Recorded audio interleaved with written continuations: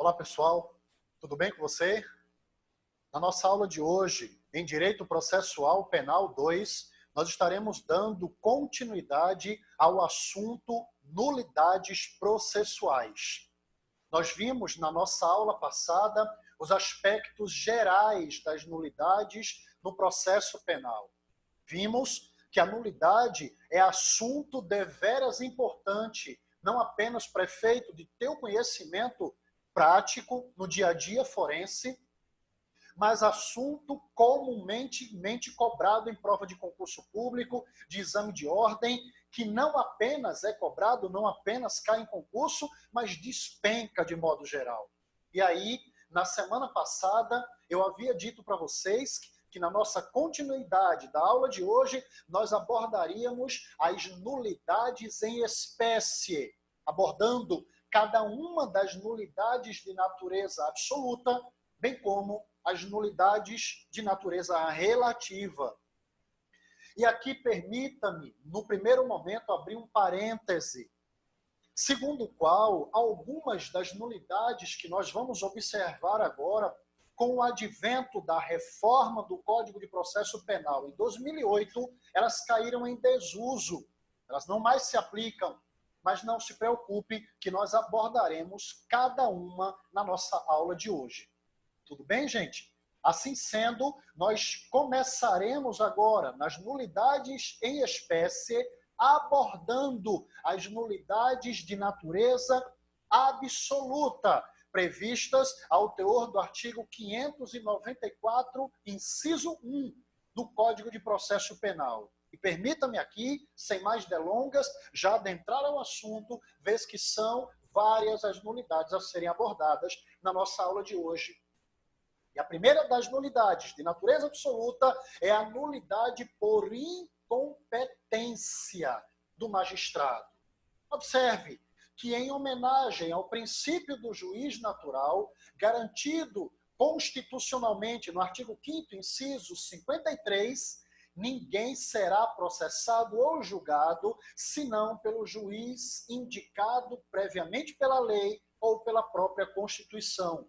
Por isso, é fundamental que as regras de competência sejam observadas integralmente, sob pena de haver nulidade no processo.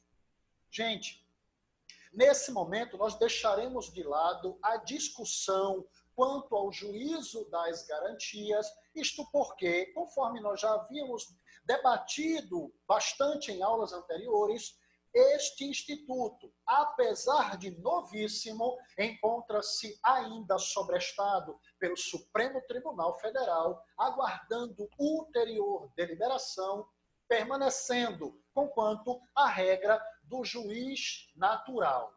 Ok, pessoal? E aqui permita-me abrir um outro parêntese. Você pode estar perguntando, professor, você pode trazer exemplos para nós? Acredito que, em face do nosso conteúdo sobre nulidades em espécie, nosso tempo ficará muito lacônico, o que vai me proibir exemplificar em cada uma das espécies de nulidade que nós vamos abordar. Até porque se faz despiciendo, desnecessário, uma vez que as nulidades, a cada uma espécie de nulidade, haverão algumas que você perceberá que ela própria já esclarece o que significa, nem precisando de exemplificar, como é o caso da nulidade por incompetência. Imagine agora que um juiz da vara do trabalho estivesse processando e julgando uma causa criminal. Ele seria absolutamente incompetente, conquanto toda e qualquer decisão por ele proferida terá natureza de nulidade absoluta. Os seus atos não geraram nenhum efeito no mundo jurídico. Mas eles precisam, conforme nós vimos na aula passada, eles precisam ser suscitados pela parte, o que vale a lembrança de que todas essas nulidades que nós vamos falar agora, as de natureza absoluta, elas podem ser arguídas a qualquer tempo e grau de jurisdição, conforme já conversamos na aula passada. Nulidade absoluta por suspeição. suspeição do magistrado, conforme as hipóteses de suspeição elencadas ao teor dos artigos 252 a 254 do CPP. São situações em que o magistrado não poderá exercer a jurisdição no caso concreto, estando, portanto, impedidos por força de situações que criem óbice ao jurisdicionado. Lembrando que a jurisdição é o dizer direito do magistrado no caso concreto. Porém, haverão hipóteses em que o magistrado não poderá dizer o direito no caso concreto. Imagine agora que o magistrado estivesse proferindo agora uma decisão em que seu irmão, em que seu pai, em que sua mãe fosse parte no processo. Ora, é óbvio que o magistrado não poderia manifestar a sua opinião, a sua decisão, por quê? Porque o magistrado é absolutamente suspeito, porque ele tem parte na causa, estando, portanto, impedido de decidir. Terceira hipótese de nulidade absoluta por suborno do juiz. O suborno é conduta delitiva prevista ao teor do artigo 317 do Código Penal e consiste no ato de um magistrado solicitar ou receber qualquer tipo de vantagem devida ou promessa de tal vantagem a fim de obter favores indevidos não autorizados ao administrador público que, se o fizer, ferirá mortalmente os princípios constitucionais da legalidade e da moralidade instituído ao teor do artigo 37 da Constituição Federal. Portanto, se ficar comprovado nos autos que o juiz deu uma sentença após ter sido subornado pela parte, óbvio que aquela sentença deverá ser anulada de pleno direito. Nulidade absoluta por ilegitimidade da parte. Perceba que, no que toca à ilegitimidade, a lei não faz acepção se esta ilegitimidade é para a causa, legitimidade ad causam, ou para o processo, legitimidade ad processum, razão pela qual ambas podem gerar nulidade absoluta. Entretanto, a legitimidade do representante da parte é causa de nulidade relativa, nos termos do artigo 568 do CPP, que possibilita a ratificação dos atos processuais.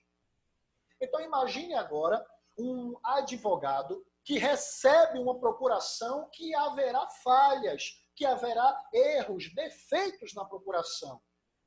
Não significa agora que o processo deverá ser todo anulado só porque a procuração do advogado contém falhas. Bastando o seu outorgante determinar, entregar-lhe nova procuração devidamente retificada e agora os atos processuais estarão convalidados sem precisar que eles sejam renovados. Mas, repito, se não houver legitimidade da parte, então o ato será nulo de pleno direito, como, por exemplo, um particular promovendo a ação penal pública, em cujo dominus litis, o dono da ação penal, é exclusivamente o membro do Ministério Público. Beleza, gente? Nulidade por falta de fórmulas ou termos definidos em lei.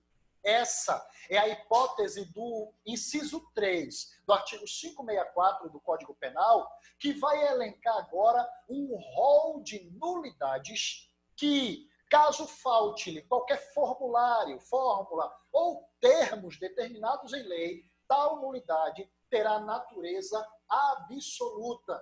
E a primeira delas é a ausência da peça vestibular de acusação, a denúncia ou a queixa. Por isso, a falta da exordial acusatória impossibilita o início da ação penal, razão pela qual refere-se à ausência das fórmulas legais previstas em lei, pois uma exordial acusatória formulada sem os requisitos indispensáveis, conforme determinação do artigo 41 do CPP, impossibilitam a garantia da defesa do réu, sendo, portanto, absolutamente nula. Entretanto, quando a acusação oficial dificulta a defesa, precisando apenas de ajustes, ela poderá ser convalidada, o que a torna relativamente nula. Então, imagine que o Ministério Público oferece denúncia contra alguém, mas essa denúncia ela é inepta, porque ela não preenche os rigores, os estritos rigores do artigo 41 do CPP. Portanto, essa denúncia deverá ser rejeitada pelo juiz e, se não for, arguída em sedes preliminares sua nulidade de caráter absoluto. Nulidade por ausência do exame de corpo de delito. Aqui é importante que você lembre que nem todos os crimes deixam vestígio para que seja possível a realização do corpo de delito. Conquanto, quando o crime deixar vestígio, é obrigatória a realização do exame de corpo de delito, consoante previsão do artigo 158 do CPP, sob pena de sua nulidade absoluta. É possível, porém, a realização do exame de corpo de delito de forma indireta, ocorrendo por meio da testemunha, quando for o caso de desaparecerem os vestígios do crime nos termos do artigo 167 do Código de Processo Penal. Imagine agora um crime de homicídio em que o cadáver não foi encontrado.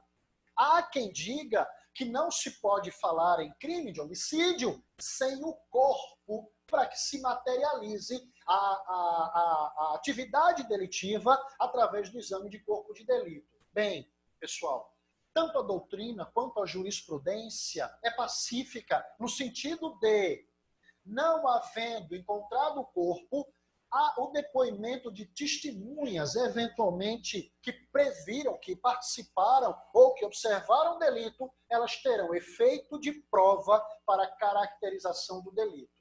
Não sendo possível o exame do corpo de delito no cadáver, as testemunhas suprirão esse meio de prova. Porém, havendo o corpo e não existindo o laudo, no caso do homicídio, tanatoscópico, logo, a denúncia por homicídio, a acusação pelo homicídio, ela torna-se nula de pleno direito, como é o exemplo também do tráfico de drogas, em que, se não for feito o exame de corpo de delito na droga, na substância apreendida, não haverá se falar em tráfico ilícito de entorpecentes. Beleza, gente? Nulidade por ausência de defesa ao réu e de nomeação do curador. Observe que aqui são, duas hipóteses de nulidade. A primeira, pela ausência da defesa do réu. Ora, a defesa do réu é direito constitucionalmente consagrado no artigo 5º, inciso 55 da Constituição Federal, através do princípio da ampla defesa. Ampla defesa que consiste no binômio autodefesa e defesa técnica. Por exemplo, imagine agora que uma audiência de instrução e julgamento ou uma sessão do plenário do júri foi feito sem a presença do advogado de defesa do réu. Terá nulidade, portanto, aquele ato, nulidade absoluta, não gerando efeito algum no mundo jurídico. Todavia, não confunda a ausência da defesa com sua deficiência. A ausência da defesa gera nulidade de caráter absoluto. Agora, a sua deficiência, só haverá arguição de nulidade ou a proclamação desta caso a parte interessada comprove efetivo prejuízo, é o que determina inteligência do verbete sumular 523 do STF, segundo o qual, no processo penal, a falta da defesa constitui nulidade absoluta, mas a sua deficiência só o anulará se houver prova do prejuízo para o réu. Quanto à nomeação de curador, curador que nesse caso era a hipótese de nomeação de curador para menor de 21 anos de idade, cumpre destacar que não há mais necessidade dessa nomeação diante do atual Código Civil Brasileiro, a Lei 10.406 de 2002, que passou a considerar plenamente capaz de todos os atos da vida civil e criminal o maior de 18 anos de idade. Conquanto essa segunda parte da nulidade, a que exige nomeação de curador para menor de 21 anos, não se aplica mais, visto que, com 21 anos de idade, o indivíduo não será mais menor de idade, precisando de curador. Nulidade por falta de citação, ampla defesa e contraditório.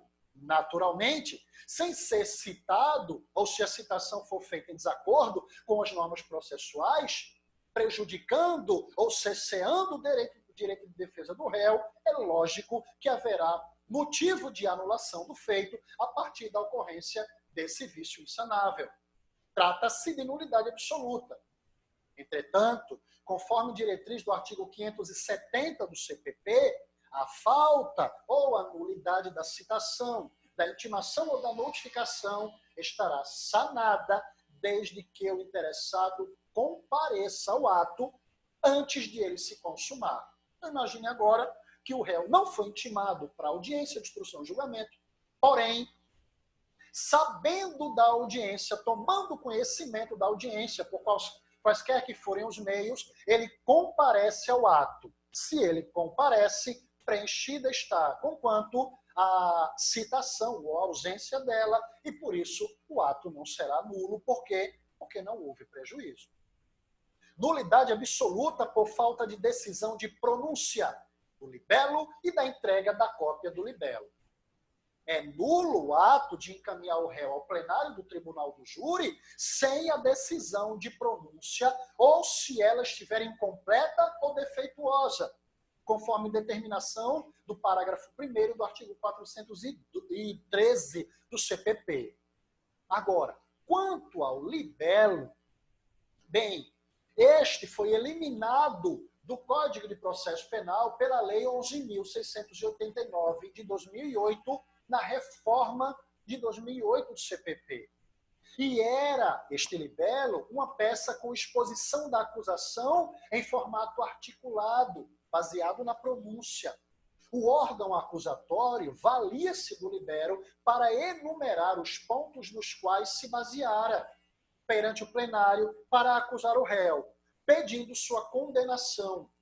Para a defesa, era a peça que delimitava a acusação, da qual extrairia seus argumentos em favor do acusado. Hoje não é mais necessário, por quê? Porque essa função de detalhamento da acusação será feita quando do oferecimento da denúncia, da qual, se não for preenchida integralmente nos rigores do artigo 41 do CPP, deverá ser rejeitada por causa da sua nulidade absoluta. Nulidade por ausência do réu e realização da sessão. Essa espécie de nulidade perdeu a razão de ser, pois nos julgamentos perante o plenário do júri passaram a se admitir a ausência do acusado. No entanto, o réu deve ser intimado da sessão.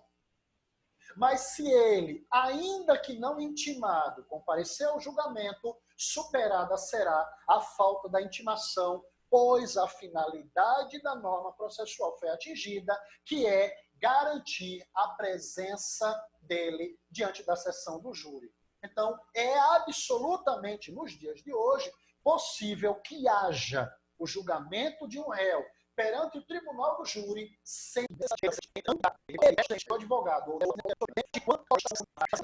com pelo menos, se não fosse a comissão do CPP.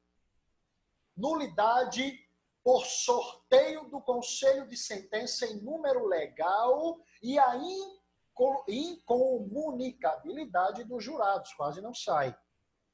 Exige-se, portanto, que o conselho de sentença tenha 7 jurados, conforme determinação do artigo 447 do CPP, sob pena de nulidade absoluta, caso não haja este número legal. Quanto à sua incolumidade, imperioso destacar que só haverá nulidade absoluta se a comunicação entre os jurados for relativamente ao assunto abordado no processo. Isso não significa dizer que os jurados ficarão de mal um do outro sem poder falar um com o outro. Podem se falar, sim, só não podem falar sobre o processo.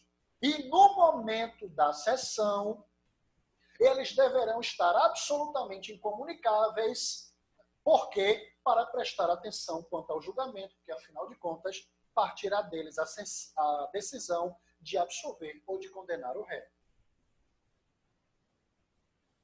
Nulidade por inexistência dos quesitos e suas respostas. Faltando quesito obrigatório na votação perante o tribunal do júri, haverá nulidade absoluta do feito. Neste sentido, é o teor da súmula 156 do STF, segundo a qual é a absoluta nulidade do julgamento pelo júri por falta de quesito obrigatório. As regras para os quesitos estão disciplinadas ao teor do artigo 482 e 483 do CPP. Eles devem ser formulados de acordo com as teses propostas no plenário, em debate pelas partes, atentando-se para o teor da pronúncia e do interrogatório do réu. Então, imagine agora se não forem feitos quesitos de acordo com o que foi debatido perante a acusação e a defesa, haverá nulidade de caráter absoluto. Nulidade pela ausência de acusação e defesa no julgamento perante o tribunal do júri. É fundamental que a acusação e a defesa estejam presentes e participando efetivamente da sessão do julgamento, visto que os jurados são leigos e necessitam de todos os esclarecimentos possíveis para o bem julgar, apesar de serem soberanas as suas decisões, conforme a inteligência do artigo 5º, inciso 38, a linha C da Constituição Federal. Logo, se faltar a acusação, ou se ela for deficiente o suficiente para prejudicar seriamente o entendimento das provas pelos jurados, é motivo de dissolução do conselho de sentença. E o mesmo ocorrerá com relação à ausência grave de deficiência na defesa. Assim, pois, haverá nulidade caso não haja tanto o órgão de acusação quanto o órgão de defesa do acusado. E, assim como a acusação e a defesa efetivamente formuladas, de modo que prejudique, no caso da acusação, a defesa do réu. Por quê? Porque ele não sabe exatamente do que está sendo acusado. Nulidade absoluta por ausência da sentença. Se não há sentença, ou falta algumas das suas partes, como o relatório, a fundamentação e o dispositivo, ou ainda quando sua fundamentação for frágil, ou também frágil a individualização da pena do réu, ou se ela não se utiliza do sistema trifásico de Nelson Gria, o arquiteto do Código Penal, bem como a não apreciação das teses suscitadas pelas partes, tudo consoante artigos 381 e 387 do CPP, haverá nulidade de caráter absoluto. Por quê? Porque a sentença, em sua perfeita fórmula, distribuída no sistema trifásico, ela é indispensável para que a efetiva sanção penal recaia sobre o réu. Nulidade absoluta por ausência de processamento ao recurso de ofício. Cuida-se, na hipótese do duplo grau de jurisdição necessário, em que determinadas hipóteses a lei impõe que a questão julgada em primeiro grau seja obrigatoriamente revista pelo órgão ad quem, o órgão de segundo grau. A importância do tema faz com que haja dupla decisão a respeito, que é o exemplo do julgamento do habeas corpus em primeiro grau, quando concedida a ordem, conforme diretriz do artigo 574, inciso 1 do CPP. Nulidade absoluta por ausência de intimação para o recurso. As partes têm todo o direito de recorrer das sentenças e seus despachos, quando a lei prevê sua possibilidade, motivo pelo qual devem ter ciência do que foi decidido.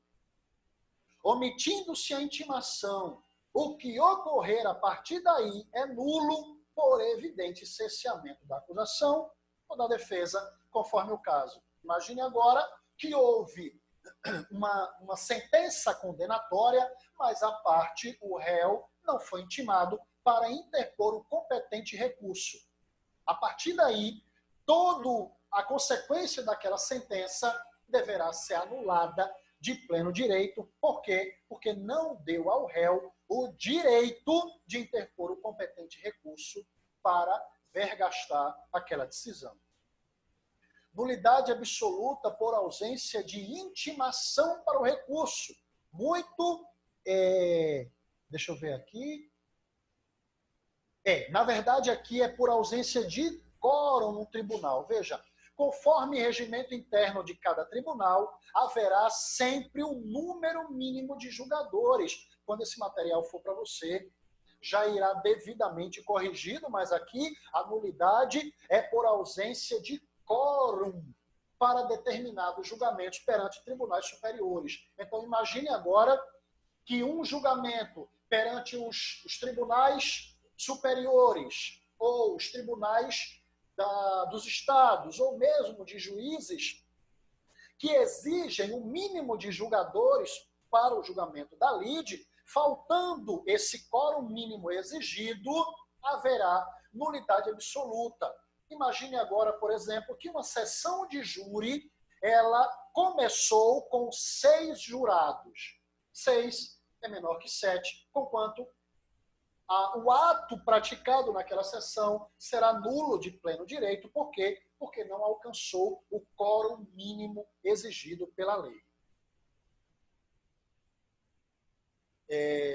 Nulidade, mais uma vez, eu me equivoquei aqui, a ausência de intimação, quando for para você, já vai devidamente corrigido, se o magistrado elabora os quesitos de difícil compreensão ou que não contém as teses exatas expostas pela parte interessada, poderá gerar respostas absurdas dos jurados. Por quê? Porque os jurados não compreenderam o que os quesitos determinavam, acabando, consequentemente, prejudicando a defesa do acusado. Nulidades de natureza relativas. Primeira nulidade de natureza relativa é quando houver infringência à regra da prevenção. A regra de prevenção, a regra de competência pela prevenção está estabelecida ao teor do artigo 83 do CPP, que, quando violada, gera vício insanável, conforme inteligência da súmula 706 do STF, que estabelece que é relativa à nulidade decorrente da inobservância da competência penal por prevenção. Vimos, quando estudamos em processo penal 1, que prevento será o juiz que primeiro se antecipar a qualquer ato do processo, devendo acompanhar toda a instrução até o seu posterior julgamento. Nulidade relativa a segunda nulidade relativa por falta de intervenção do Ministério Público. Mais uma vez, conforme vimos na aula anterior, a nulidade absoluta, ela poderá ser arguída em qualquer tempo ou grau de jurisdição. Já as relativas, elas terão prazo para se arguir. E elas serão relativas por quê? Porque elas só serão determinadas a sua nulidade se elas não forem convalidadas. Como é o caso, por exemplo, nos termos do artigo 564, inciso 3, a linha D combinada com o artigo 572, ambos do CPP, se o representante do Ministério Público não interferir nos feitos por ele intentados, na ação penal pública, bem como naqueles que forem propostos pela vítima em atividade substitutiva do estado de acusação, nas ações penais privadas subsidiárias da pública.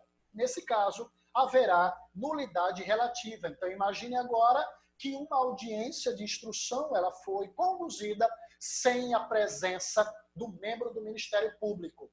Não é porque o Ministério Público está ausente que necessariamente haverá prejuízo para as partes.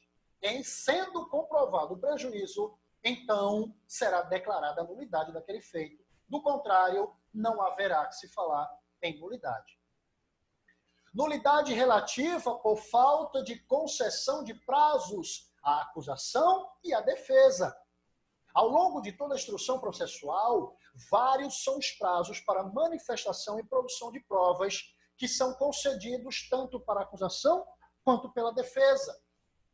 Deixar de fazê-lo pode implicar um cesseamento da acusação e do direito da defesa, resultando em nulidade relativa, ou seja, reconhece-se o vício e refaz-se o ato, mas somente se houver prejuízo efetivamente demonstrado pelas partes. Nulidade por falta de intimação do réu para a sessão de julgamento perante o tribunal do júri. Conforme nós já vimos, nas nulidades absolutas, essa torna-se prejudicada. Por quê? Porque o réu não é mais obrigado a participar, a efetivamente estar presente nas sessões de julgamento perante o tribunal do júri. Nulidade relativa pela não intimação das testemunhas arroladas no libelo e na contrariedade. Com a reforma de 2008, a Lei 11.689, não há mais se falar nas peças processuais do libelo e da contrariedade. Porém, continua havendo a possibilidade de se indicar as testemunhas para serem ouvidas perante o plenário do júri, na forma do artigo 422, em número de 5 testemunhas para cada um dos feitos delitivos acusados contra o réu. Nulidade relativa por ausência da forma legal dos atos processuais. Os atos processuais serão realizados conforme a forma prevista em lei. Se algum ato for praticado desrespeitada a forma legal, desde que se trate de formalidade essencial à sua existência e validade, a nulidade deve ser reconhecida.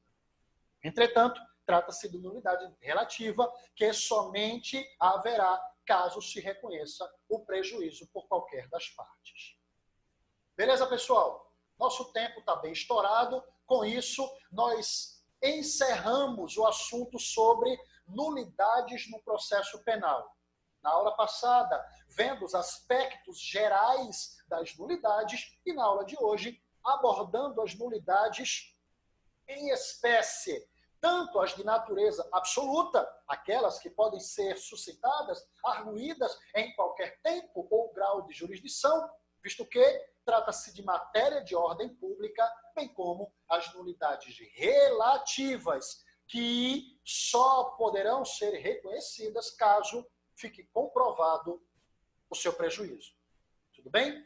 Você já sabe, qualquer dúvida, fala com o professor, vai lá no nosso grupo do WhatsApp, manda seu questionamento, vamos abordar esse tema em sede de grupo. E se você ainda não se inscreveu, inscreva-se no nosso canal do YouTube.